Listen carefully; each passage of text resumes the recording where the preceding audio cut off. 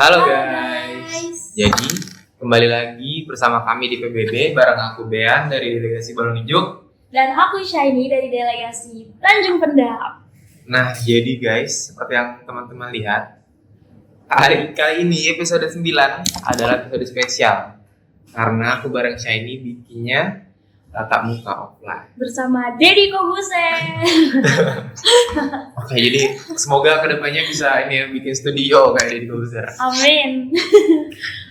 Oke, Shiny. Jadi di episode 9 ini kita pengen bahas apa? Jadi teman-teman, kita sudah screening semua tema-tema yang akan dibahas di episode spesial kali ini. Dan akhirnya kita sudah memilih satu, yaitu dari sebuah lokasi wisata yang cukup terkenal di Belitung di antara orang turis maupun juga Warga lokal. iya. Jadi dia tuh bukan asal lokasi wisata ya guys. Dia tuh terpisah dari Pulau Belitungnya. Pulau ini disebut dengan Pulau Mendanau. Pulau Mendanau. Jamakan Selat Nasi. Yes. Nah, jadi untuk teman-teman yang nggak tahu Pulau Mendanau itu atau ini kita enaknya bilang Pulau Mendanau aja deh. Iya. Soalnya di itu ada desa Selat Nasi kan, daerah Binung. Nah, jadi Pulau Mendanau ini adalah pulau yang ada di Kabupaten Belitung. Masuknya ke kecamatan bisa sih sebetulnya. Nah, jadi Pulau Mendanau ini tuh sebetulnya termasuk apa ya, tempat wisata yang memang sering banget dikunjungin dari orang-orang. Nah, jadi di Pulau Mendanau itu sendiri teman-teman harus coba ke sana, soalnya pertama mulai dari tempat wisata, terus pertama budaya, terus masyarakatnya itu kayak welcome gitu terhadap orang-orang asing, terhadap wisatawan. Oh, jadi Bang Ben udah pernah nih ke Selat Nasi? Udah, kalau saya nih? Udah dong. Nah, nih kalau dari Shani sendiri, menurut Shani apa yang keren dari Selat Nasi? Budayanya sih masih kental banget di situ, kayak Maras Tahun gitu kan. Terus kalau menurut Shani dari masyarakatnya itu sendiri gimana? Baik banget, welcome. Terakhir aku dateng kan lagi musim durian. Terus warganya tuh kayak sini ayo makan durian, kita dibagi. Oh, berarti baru-baru ini dong? Enggak, tahun lalu. Oh, tahun lalu. Iya. Iya memang, tapi kalau aku waktu kesana juga kayak apa sih, kalau kan waktu itu aku nginep di rumah warga kan. Nah terus kayak keluar buat ke warung bareng teman-teman. Nah itu kayak kalau ada warga nih yang lihat kami itu jalan, itu pasti kayak langsung dipanggil gitu, kayak sini makan bakso dulu gitu, atau makan apa dulu. Jadi mereka tuh kayak welcome gitu loh. Iya, tapi kayaknya emang khas banget ya, warga Belitung tuh memang ramah-ramah gitu ya gak sih? Ramah. Terutama yang tinggal di pulau-pulau. Terus sebetulnya Pulau Mendanau itu kan terbagi jadi tiga desa. Jadi ada Suakual, Taling, sama Selat Nasi. Iya. Nah, di setiap desa itu sendiri tuh punya budaya masing-masing. Oh iya, jadi guys, di Pulau Mendanau ini dari tahun ke tahun tuh kayak emang udah ada program Maras Tahun kan ya, kayak udah khas banget deh di pulau ini. Tapi kayak suatu ketika tiba-tiba tuh keluar kayak muncul peraturan bahwa setiap desa tuh kayak harus munculin adat-adatnya sendiri. Kalau di Selat Nasi tuh mereka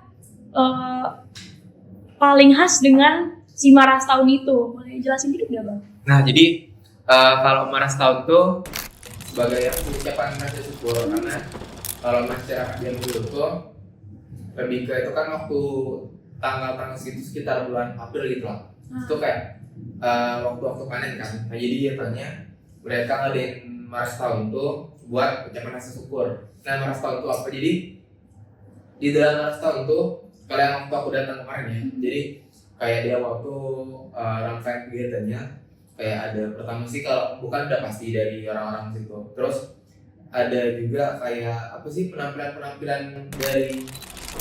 budaya dari masyarakat setempat. Iya, nah terus puncaknya itu waktu pemotongan lepat. Jadi lepat itu kayak gimana ya? Ada makan bilang apa bukan sih kayak Jajak lah gitu, jajak. kue, ya, lebih ke kue-kue khas Blitar mas. Terus kayak tapi dia ukurannya itu besar, jadi waktu itu panjangnya itu sekitar semeter lebih. Wah, gila sih. Segini, kayaknya segini. Nah, itu dipotong. Terus nanti kan bukan cuman ada lepat yang besar kan, tapi ada juga lepat-lepat yang kecil. Nah, lepat kecil itu dapatnya dari, jadi setiap keluarga itu tuh diminta buat kalau nggak salah waktu itu diminta buat ngasih 5 tiap rumah, 5 lepat. Nah, jadi nanti lepat itu tuh setelah pemotongan lepat yang besar itu bakalan direbutin. Tapi warga setempat tuh nggak boleh nggak boleh rebutan. Jadi yang rebutan tuh yang pengunjung gitu. Dari kecamatan lain gitu boleh? Boleh. Jadi kalau misal ada terus sih dari mancanegara, dari luar, itu boleh juga ikut rebutan. Ya itu emas banget sih, karena aku tuh penasaran. Soalnya hype banget ya Maras Tahun, kayak itu suatu apa sih budaya, maksud aku kayak menyeluruh di Belitung, tapi paling ikonik tuh di Selat Nasi sendiri. Nah terus itu kan Selat Nasi itu desa pertama. Iya. Terus ada juga desa lain tuh kayak Suakual. Ada budayanya sendiri. Ada budaya sendiri, kayak saya bilang tadi kan, setiap desa itu harus ada budaya masing-masing. Nah kalau di Suakual itu ada yang namanya Selamat Laut, atau simpelnya orang-orang di sini tuh bilangnya Mongjong. Nah itu Pak Fendi tahu nggak Mongjong itu kayak gimana? Jadi mereka tuh orang-orang yang kayak disebut orang laut, datang ke Selat Nasi, terus mereka tuh kayak berterima kasih, mengucap syukur dengan cara mereka ngebuat kapal-kapalan, mereka isi dengan sesajen, terus mereka bakar dengan api, lalu mereka dorong ke lautan. Ada juga peran dukun kampungnya gitu. Jadi kurang lebih gitu sih, benar ya kayak yang dibilang. Jadi dukun kampung sebetulnya perannya penting di situ, soalnya kan memang karena budayanya kan.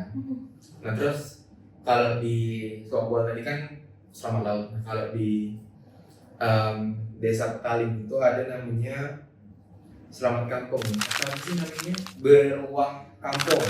Kalau beruang kampung kalau orang bilang. Nah jadi itu tuh lebih ke ini sih, kayak doa bersama masyarakat itu. Lebih ke ini aja buat ya lebih ningkatin kekeluargaan lah antar sesama. Tapi itu semua dilakukan sambil ngerayain Maras Tahun ini ya? Enggak. Nah, jadi kayak kalau sama Ron nih, itu biasanya sekitar bulan September Oktober. Nah, kalau Selamat Kampung tuh tergantung dari masyarakat situnya. Entah kadang awal tahun, kadang tahun baru Islam, atau kadang akhir tahun, tergantung desa mereka sih. Oh, jadi walaupun pulaunya kecil, tapi sepanjang tahun tuh ada aja festivalnya gitu, kayak seru banget ya masyarakat situ. Nah, untuk asal muasal Selat Nasi sendiri boleh nggak aku jelasin? Karena aku baru baca. Aku nggak tahu soalnya. Boleh. Oh nggak tahu. Oke, aku jelasin. Jadi Selat Nasi itu terdiri dari 2 kata kan, selat dan nasik. Konon katanya dulu lanun-lanun atau perompak ya. Jadi mereka tuh sebutan sekarangnya pembajak laut ya. Iya. Mereka tuh datang ke Selat Nasi. Ya, ke pulau tersebut untuk menanak nasi. Nah, aku awalnya kira nanak nasi mungkin emang salah aku sendiri, tapi aku ngira nanak nasi itu menanak nasi. Ternyata tadi Bang Bean sedikit klarifikasi, itu tuh artinya memasak ya. Iya, masak nasi sih kalau orang sini menanak nasi. Jadi mereka tuh datang buat masak nasi, jadi disebut Selat Nasi. Jadi pulau yang benar-benar khusus untuk menanak nasi tersebut. Tapi guys, ada suatu fenomena lucu nih di Belitung. Orang Belitung tuh suka banget keplesetan kalau ngomong. Contohnya kayak Pulau Lengkuas Bang. Jadi Pulau Lengkuas itu tuh saya bukan karena banyak tanaman lengkuas di sini. Oh, bukan. Tapi kita udah jelasin ya di episode sebelumnya kan. Itu tuh karena dulu namanya Longhouse, dinamain sama orang Belanda, tapi lama-kelamaan sama orang lokal disebut Longhouse. Dari mana kelasnya gitu kan. Dan itu suatu hal yang sama terjadi di Selat Nasi. Jadi ada pergeseran dari Selat Nasi menjadi Selat Nasi guys. Cukup lucu juga ya kayak ada aja gitu. Nah terus waktu aku kesana sih, aku dengar dari ada di sana itu namanya Bang Cucoy. Jadi Bang Cucoy itu memang apa sih kayak orang yang terbuka lah untuk maksudnya pengembangan daerah situ kayak anak-anak muda. Terus Bang Cucoy ini cerita katanya ada tupai khas Nasi. Nah itu tuh panggilannya tusena. Jadi tusena itu sebetulnya singkatan tupai Nasi. Oh, oke. Nah itu tuh tupai itu berbeda dari tempat lain. Katanya Bang Cucoy itu dia bilang kalau tupai itu tuh punya 3 warna. Jadi ada warna hitam, putih, sama coklat. Gede ya tupainya? Kalau ukuran kalau nggak salah sama kayak ukuran tupai normal. Yang membedakannya itu adalah dari warnanya. Soalnya kan kalau di tempat lain tuh kayak di pulau itu sendiri itu tupainya itu nggak ada yang 3 warna. Jadi Ya. indah ya coraknya. Indah. Kalau aku lihat dari foto lewat handphone itu bagus. Tapi kalau secara langsung itu sebetulnya agak sulit soalnya pertama tupai hewannya cepat.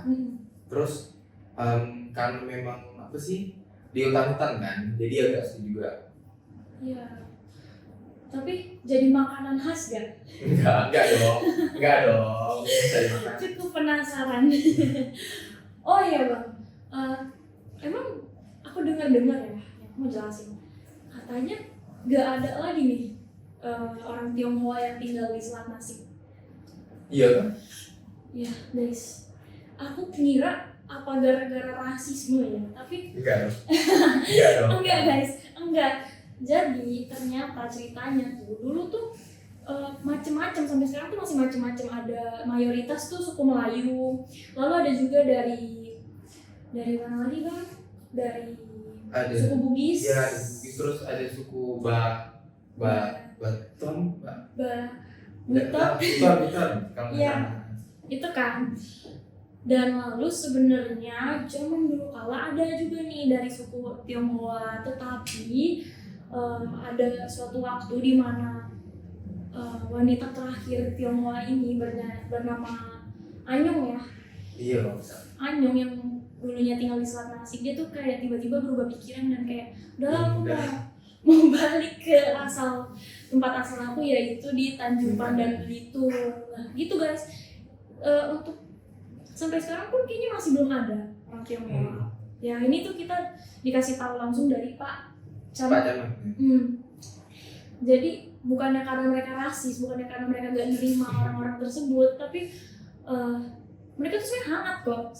Kayak yang tadi Bang Bian bilang, orang Selat Nasi tuh baik banget dan ramah. Tapi karena ya kayaknya memang dari mereka ini Ya. atau mungkin teman-teman yang nonton pengen pindah ya, ke sana. ayo sumbang, mari orang Tionghoa. Nah terus di Selat Nasi itu kalau nggak seingatku itu pernah ada perang. Pulau sekecil itu perang. Jadi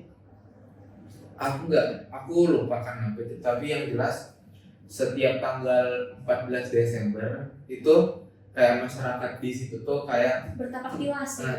napak tilas. Jadi nanti dari apa ya namanya, ada kayak tugu gitu kalau di desa sana sih itu kayak ada tugu gitu kan.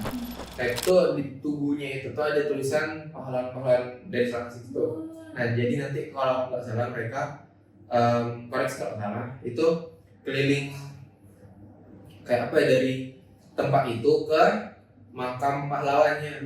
Tapi sebetulnya makam pahlawannya itu sendiri itu ada di Tanjung, ada di mana sih? Yang jelas di Tanjung Pandan lah. Jadi jatuhnya lebih ke, kalau di sana itu lebih ke arah cuman apa ya namanya, ikonnya aja gitu. Enggak, maksudnya bukan jenazahnya bukan di situ. Tapi ada hubungannya sama Hanang Judi nggak, Bapak Hanang Judi? Kurang tahu. Nah ini kita mungkin bisa jadi pembahasan selanjutnya. Oh ya, by the way, bahas tentang kayak aku tadi tiba-tiba kepikiran tentang sistem perjalanan yang ada di Selat Nasi.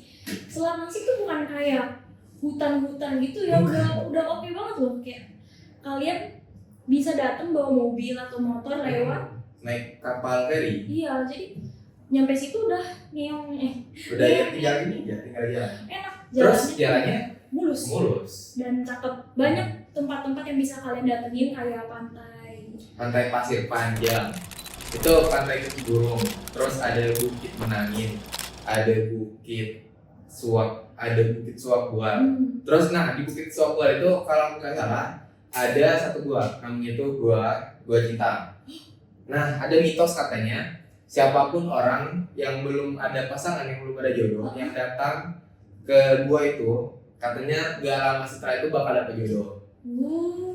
Katanya aku nggak tahu. Ya yang jomblo angkat kaki. Nah terus mengenai perjalanan tadi, untuk teman-teman yang maksudnya bingung dari Belitung ke Selanasik itu gimana, tenang teman-teman, bisa. Kalau dari Belitung itu berangkatnya dari pelabuhan Tanjung Ro di Badau kalau nggak salah. Nah jadi nanti teman-teman bisa bawa kendaraan, bawa motor, mobil, terus beli tiketnya itu di pelabuhannya langsung. Nah kalian tuh bisa bawa diri juga ya, nggak harus banget bawa kendaraan. Iya. Lewat ferry dan kalau kalian mau juga bisa lewat charter ya. Iya Charter. bisa. Itu juga bisa, tapi ya Terus kalau bingung tempat tinggalnya, sebetulnya di ada hotel gak sih bang? Di kalau hotel nggak ada, tapi homestay banyak. Nah jadi kalau teman-teman yang bingung pengen tinggal di mana itu, pertama ada homestay. Terus kadang juga warga itu welcome untuk siapapun yang maksudnya pengen stay. di rumah mereka. Cuman ya memang harus kontak-kontakan dulu. Oh ya, jangan langsung bang tidur bang. Nah, Enggak dong. tapi kalau yang cuma bawa diri itu nasibnya gimana? Ada transportasi umum nggak bang? Kalau di sana itu dari yang aku pernah sana, jadi kalau dari pelabuhan itu ada juga memang yang kayak orang nerima buat ngantar ke homestay, kayak travel aja, ada juga. Terus tapi kalau untuk Gojek Grab sih belum. Oh ya, belum pastinya. Oh, dan guys, kalian jangan khawatir karena kalau kalian main di daerah Tanjung Pandan dan ke arah Pulau Tanjung Pendam itu tuh pulaunya udah kelihatan gede banget loh guys. Nggak kayak pulau bener-bener setitik kecil banget tapi gede kok. Iya kan bang? Iya, soalnya nggak yang segitu itu loh. Dan aku paling rekomen tuh kalian datang antara pas Maras tahun itu yang ikonik banget atau pas musim duriannya yang terkenal enak banget dari Sulawesi. Seenak itu kan? Sumpah aku penasaran. Enak.